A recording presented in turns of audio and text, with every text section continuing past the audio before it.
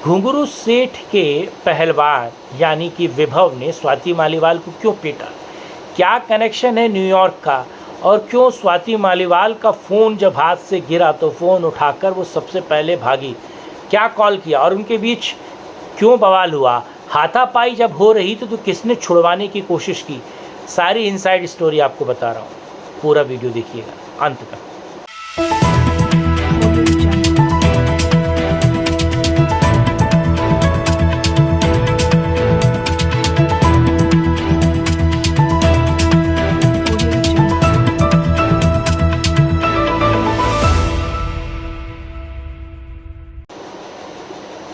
नमस्कार, मैं कुमार श्रीकांत आपका स्वागत कर रहा हूं सत्यपरक भारत के खास प्रोग्राम में। और आज बात स्वाति मालीवाल को लेकर। स्वाति मालीवाल को आखिर अपनी जान बचाकर भागनी पड़ी। कहां से?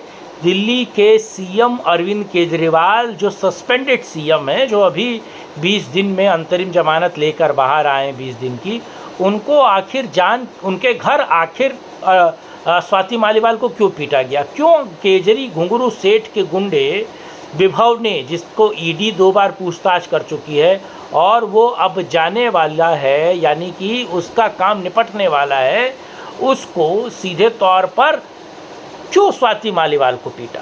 पूरी खबर बता रहा हूँ मैं आपको, लेकिन उससे पहले इस वीडियो को लाइक, शेयर, सब्सक्राइब कीजिएगा चैनल को, वीडियो को डिफरेंट प्लेटफॉर्म पे शेयर कीजिएगा। और ख़ास बात यह है कि वीडियो से जुड़ी हुई अगर आपके पास और भी जानकारी है तो आप मुझे कमेंट बॉक्स में बोलिएगा, बताइएगा। और अगर आप सहयोग समर्थन करना चाहते हैं तो इस QR कोड पर आप सहयोग समर्थन भी कर सकते हैं सत्यपरक भारत की इन्वेस्टिगेशन जर्नलिज्म को।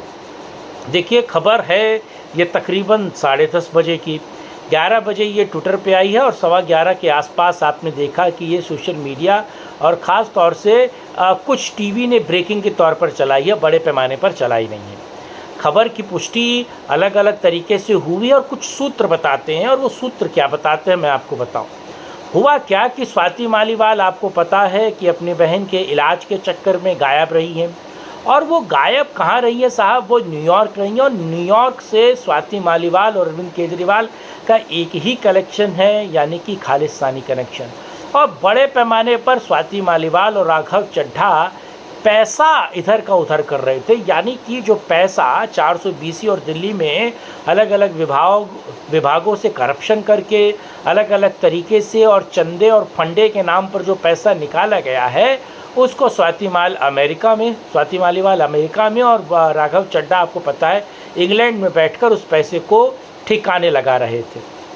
अब जब से स्वाति मालीवाल दिल्ली आई हैं, आपको पता है वो सुनीता केजरीवाल से मिली तो है, लेकिन सुनीता केजरीवाल, क्योंकि अब उनके पास एक बहुत बड़ा अमाउंट है, तो वो कहीं ना कहीं आम आदमी पार्टी, अरविंद केजरीवाल और सुनीता केजरीवाल को ये धमकी दे रही थी कि क्यों नहीं, आपको तो दिल्ली की राजनीति पता नहीं, आपको पार्टी के बारे में पता नहीं, तो मुझे सीएम बना दिया जाए। और जो पैसा आपने मुझे दिया था और जिसको मैंने एक तरीके से सेटिंग किया है, जिस पैसे को मैंने अमेरिका में और अलग अलग जगहों पर ठिकाने लगाया, उस सारे पैसे का सारा कच्चा चिट्ठा सब कुछ मैं आपको दे देती हूँ, लेकिन मुझे दिल्ली की कुर्सी दे दीजिए। अब आपको पता है लगातार परेशान थी, लगातार सुनीता केजरीवाल पर परेशान थी, और संजय सिंह की शय पर स्वाति मालीवाल ये सारी चीज़ें कर रही थी, क्योंकि संजय सिंह को पता था कि अरविंद केजरीवाल बाहर आने वाले नहीं हैं। लेकिन आज सुबह का आपने वीडियो देखा होगा जिसमें मैंने बताया किस तरीके से अरविंद केजरीवाल ने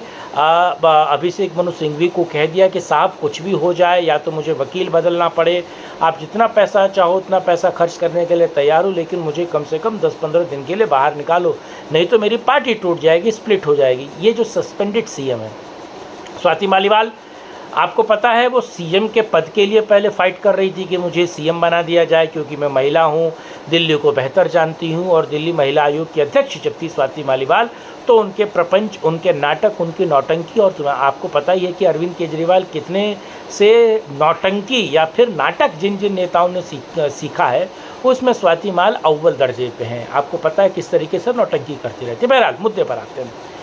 स्वाति मालीवाल को आज सुबह अरविंद केजरीवाल ने बुलाया, वो अरविंद केजरीवाल के घर गई।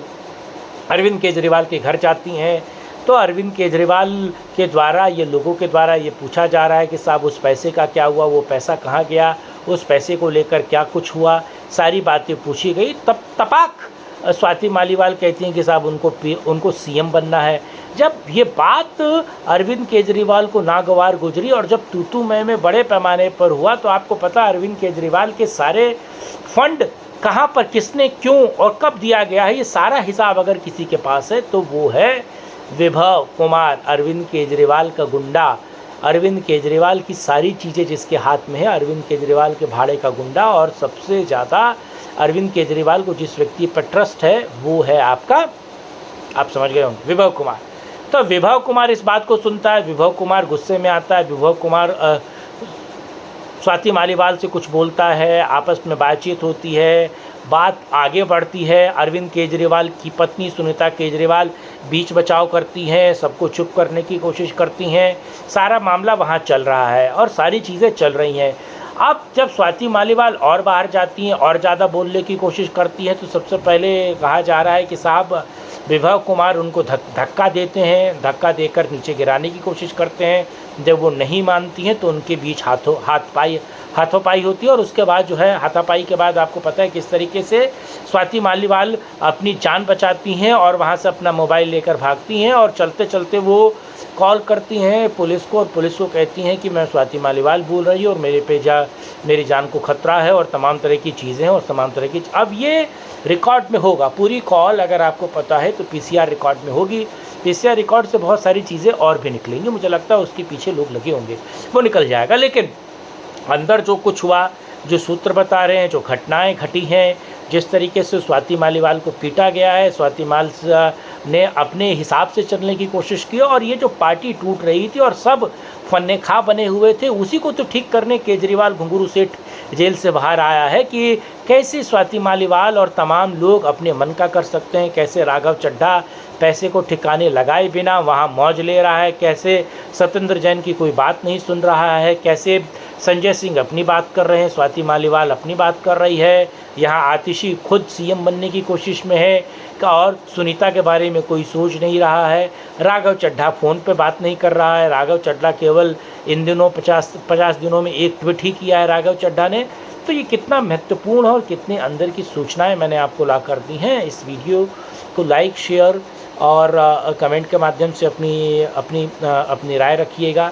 साथ ही साथ वीडियो को डिफरेंट प्लेटफॉर्म पे प्लीज़ उसको शेयर कीजिएगा। और अगर सत्यपरक भारत की राष्ट्रीय पत्रकारिता को आप सपोर्ट करना चाहते हैं तो QR कोड पर स्कैन करके इन्वेस्टिगेशन जर्नलिज्म को, क्योंकि मैं ऐसी खबरें सूत्रों के हवाले से लाता हूँ और सूत्र कोई भी फ्री में काम नहीं करता। मेरा साथ देने के लिए, इस मुद्दे पर बात करने के लिए बहुत धन्यवाद। किसी और वीडियो मिलेंगे राष्ट्रहित में एक और चर्चा। जय हिंद, जय भारत, वंदे मातरम, नमस्कार।